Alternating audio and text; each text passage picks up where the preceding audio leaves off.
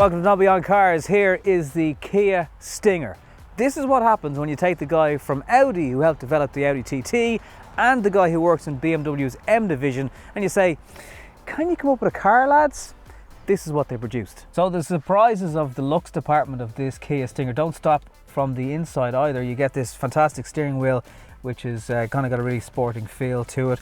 Lots of the interior, there's tons and tons of brushed aluminium all here. Here's your drive modes that change the different selections when you're driving the car. You get a screen. It doesn't pop up or disappear into the dashboard like an Audi, for example, but it does give you a really clear display for sat-nav and all your different sound options in the car. It does have a brilliant Harman Kardon sound system which sounds absolutely brilliant when it's turned up nice and loud. Electric adjustable seats with all-important lumbar support for drivers, and there's kind of two stages of lumbar support in that, which makes really comfortable journeys. Legroom for rear passengers isn't too bad either. That's with the front driver's seat pretty much all the way back. There's a good bit of height for rear passengers over their heads. The roofline does slope, being a kind of a coupe style design of the car, so it does come down a little bit. If you were maybe 6'5", you might have some headroom issues, but the seats are very comfortable. They lie all the way back. In the GT line, they're heated for rear passengers as well. When their bums are nice and warm, they also have an area to charge their phones or their iPads to be all juiced up. There's two sets of Isofix seats for passengers and they very handily just pop in like that, which means you're not again losing parts for the Isofix covers. So this car has been sitting here gathering needles. I think we should go and blow some away and take it for a bit of a spin around the roads here in the Dublin Mountains, where a car like this is made for. It's a rear wheel drive car from Kia. And it's got the most comfortable seats, particularly the headrest, I've ever rested my head back into. It fishtails quite easily. I don't know if it's as big a deal in other countries, but I think in Ireland we are very badge snobbish in some sense. And that also doesn't make sense because Kia is one of the best selling brands in Ireland and has been so like for quite a few years. It wasn't always the case, but they have seriously got their act together now with their cars, and they are, you know, every year they come out 6th or 7th, and whether that is the Sportage, the Sorento, the Ceed, and obviously there's the new models of that as well, and the Ceed Sport Wagon, which is going to further enhance and establish the brand. As much as I can tell you how great it is, and it really is a great car, unless you experience it yourself, the badge blinkers, as I'm going to call them, they're going to be there. You know, it's still a 50 grand car, and you're looking at alternatives to that, and that would get you, well, it wouldn't quite get you an SE5 series. But the thing about it is, the amount of spec that comes on this car, to get the equivalent spec on something like a 5 Series or an A6, you're talking big money. Whereas this thing comes with your air-cooled seats for the summertime, your heated leather steering wheel, which by the way is good. I think a lot of manufacturers put in a heated steering wheel and they're afraid of being sued, so it's actually not that warm. But this thing, you actually have to turn it off after a while. There's only one level of temperature on it. Rear view is probably one of the most negative points of the car. The view out of the back window is not great. This car is 197 brake horsepower. It has over 400 odd pounds per foot of torque, which means like 197 doesn't seem like that much, but trust me, when you're on the move and you're trying to overtake something, or you're trying to get out of a junction, but particularly like at motorway speeds and that stuff, there's plenty of poke and plenty of torque in it. You're not really going to be left wanting for power.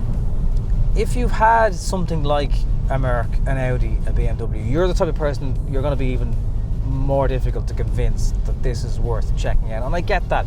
Like, as good as it is, the interior isn't quite up to BMW and Audi standards, and you know, you're not going to get that German level of build quality. If I start picking and going down further underneath the dashboard, there is scratchy plastic in places. Now, having said that, the top of the dashboard and everything that you're regularly going to touch in the car has got a really nice finish to it, so there is no problem there. But when you think of heated rear seats in the back, an electric tailgate in the boot, the glass sunroof, the upgraded wheels, memory electric driving seats, the lumbar support, you've got all the gadgets like blind spot, adaptive cruise control, front collision mitigation with the automatic braking in it, sat nav, Apple CarPlay and Android, all that stuff that comes in the package. Like, it's a lot, and it genuinely is a fun car to drive. I haven't had a chance yet to drive the 3.3 petrol Stinger. A lot of the car that you're seeing here is pretty much the same. There's a bigger engine in it, there's Brembo brakes on it, but apart from that, it's the same gearbox, same steering wheel, same interior, same leather seats, same styling. That's all very similar.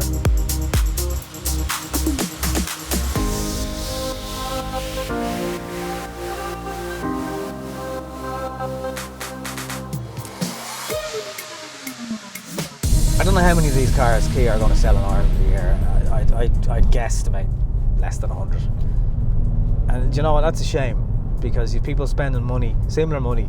If you take away BMW, Mercs and Audis, there are other brands there that when you spec up options, you're not going to see much change in 50 grand.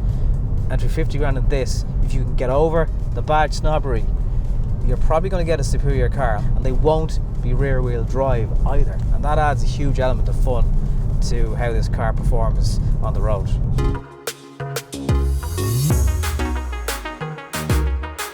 Now apparently this version does late 40s miles per gallon. While I'm driving it, it's more somewhere between 8 and 11 litres per 100 kilometres. But look, it's fun, like it really is a fun car.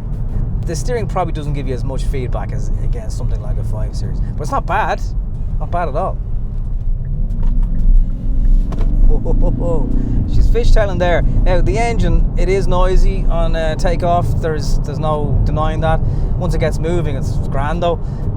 If you again put it into sport mode, the steering will get a bit heavier and just give you a sportier feel. Like seriously, if you have a company car allowance, or you're looking for something that's a family car, but you're into cars, you know, you like cars, and you've got to get a boot and you've got to get space and you need all those things, but you still want to have a bit of fun, you'd be mad not to at least consider the Kia Stinger. I promise you, if you buy one, you will not be stung. Thank you very much for watching this episode of Nobby on Cars. Hit the subscribe button. Go on, I dare you. See you next time.